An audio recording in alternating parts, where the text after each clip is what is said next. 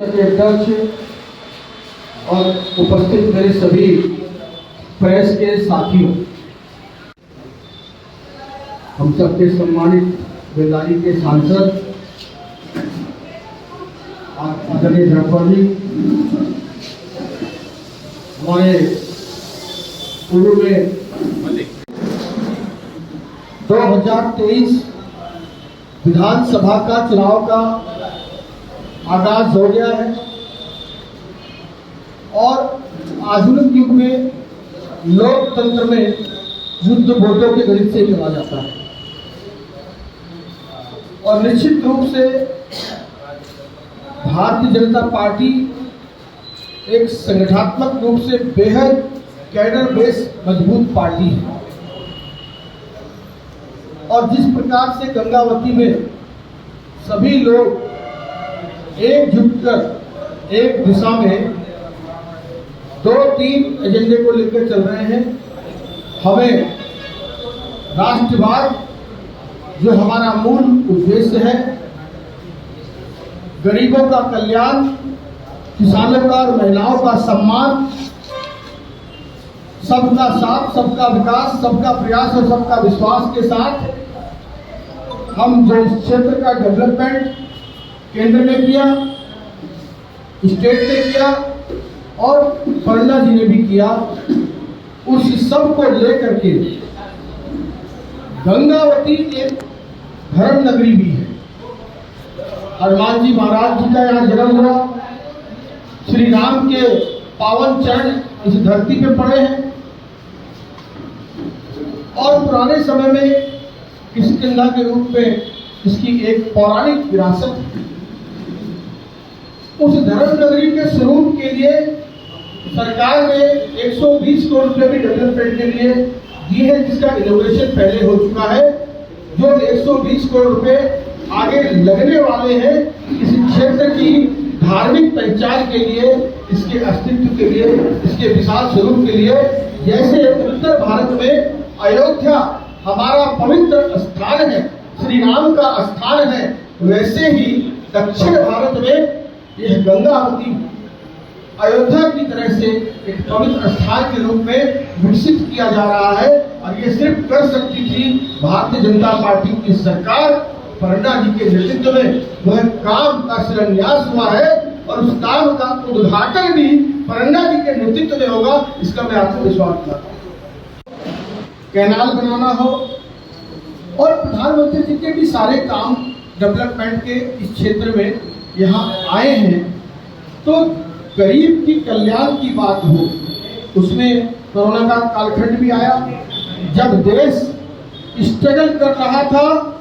America जैसी country जो एक डेवलप्ड कंट्री है, जिसका हेल्थ इंफ्रास्ट्रक्चर बहुत हाई है, 30 करोड़ की आबादी वाले अमेरिका में 10 लाख से ज्यादा मौत हो जाती है कोरोना से, और भारत इतना विशाल देश 142 करोड़ की आबादी है जिसका हेल्थ इंफ्रास्ट्रक्चर अमेरिका के मुकाबले बहुत थोड़ा था, विलेजेस में भी हेल्थ इंफ्रास्ट्रक्चर पे नहीं थे।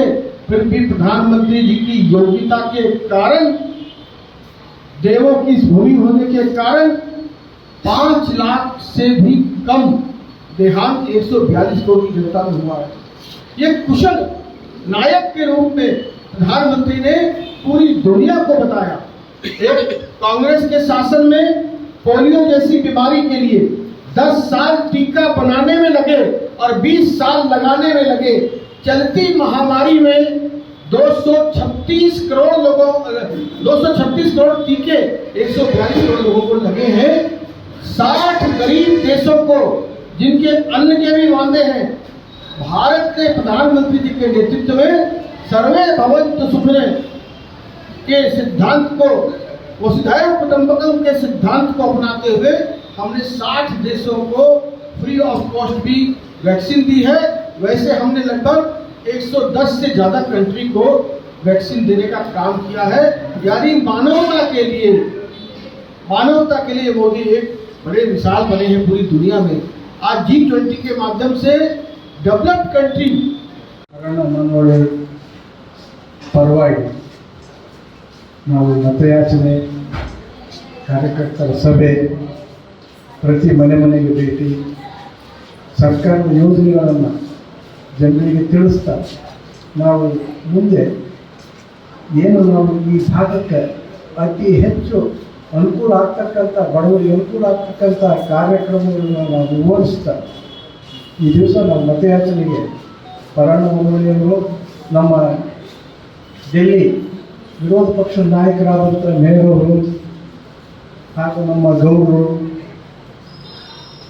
ನಮ್ಮ ವಿಭಾಗದ ಎಲ್ಲ ಕಾರ್ಯಕಾರಿಣಿ ಮೋರ್ಚಾದ ಎಲ್ಲ ನನ್ನ ಅಧ್ಯಕ್ಷರು, ಕಾರ್ಯಕರ್ತರು, ನಾವೆಲ್ಲರೂ ಕೂಡ ಇವತ್ತು ಈ ಒಂದು ಪತ್ರಿಕಾಗೋಷ್ಠಿಯಲ್ಲಿ ಭಾಳ ಅಪರೂಪದ ಒಂದು ಸನ್ನಿವೇಶ ನನಗೆ ಗೋಚರ ಆಗ್ತಾ ಇತ್ತು.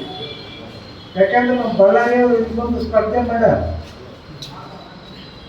ಬಳ್ಳಾರಿಯವರು ಒಂದು ಸ್ಪರ್ಧೆ ಮಾಡಿದ್ರೆ ಭಾಳ ಕುತೂಹಲ ಐತಿ. ಅದು ಇಲ್ಲಿ ಇದು ಗಂಗಾವತಿ ದೇವತೆಗಳ ತಾಣ ಇದು. ಈ ತಾಣದಲ್ಲಿ ಯಾರು ಕೂಡ ಅಂಥ ಒಂದು ಸಲ್ಲದ ಕೆಲಸ ಮಾಡಿದ್ರೆ ಇಲ್ಲಿ ಯಾರಿಗೂ ಒಳ್ಳೆಯದಾಗಲ್ಲ ಅಂತ ನನ್ನ ಭಾವನೆ. ಇದು ದೇವರು ಮಾಡೋದು ಗಂಗಾವತಿ. ಇಲ್ಲಿ ಯಾರ ಆಟನೂ ನಡೆಯೋದಿಲ್ಲ. ಇಲ್ಲಿ ಭಾರತೀಯ ಜನತಾ ಪಕ್ಷಕ್ಕೆ ಮೊದಲಿದ್ದರೂ ಕೂಡ ಆಶೀರ್ವಾದ ಮಾಡ್ಕೊಂಡು ಮೊದಲಿದ್ದವರು ಬೆಳೆಸ್ಕೊಂಡು ಬಂದಾರ, ಮುಂದೆನೂ ಕೂಡ ಬೆಳೆಸ್ಕೊಂಡು ಬರ್ತಾರಲ್ಲ ಭರವಸೆ ನನಗೆ. ನಾನು ನಿನ್ನೆ ಬಂತು ನೋಡಿದೆ. ನಾನು 100ಕ್ಕೆ 100 ಭಾರತೀಯ ಜನತಾ ಪಕ್ಷದ ಅಭ್ಯರ್ಥಿ ಗೆಲ್ಲದ್ರಾಗ ಸಂಶಯ ಇಲ್ಲ ಅಂತ ನನ್ನ ಭರವಸೆ, ನನ್ನ ಮನಸ್ಸಿನ ಅನಿಸಿಕೆ. ಅದಕ್ಕೆ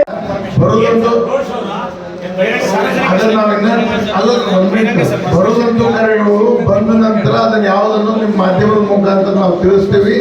ಸಭೆನೇ ಮಾಡಿ ನಮ್ಮ ಈಗ ಎಲ್ಲರ ಲೆಕ್ಕದ ಪ್ರಕಾರ ಸಭೆ ಮಾಡಿ APMC ಸಭಾಂಗಣದಲ್ಲಿ ಮಾಡ್ಬೇಕನ್ನೋ ವಿಚಾರ ಅದ. ಅದನ್ನ 2 ದಿವಸದಲ್ಲಿ ನೇರವಾಗಿ ಯಾವ ಡೇಟ್ ಆಗ್ತದೆ, ಎಲ್ಲಿ ಬರ್ತಾರೆ, ಎಲ್ಲಿ ಮಾಡ್ತಾರೆ ತಿಳಿಸ್ತೀವಿ.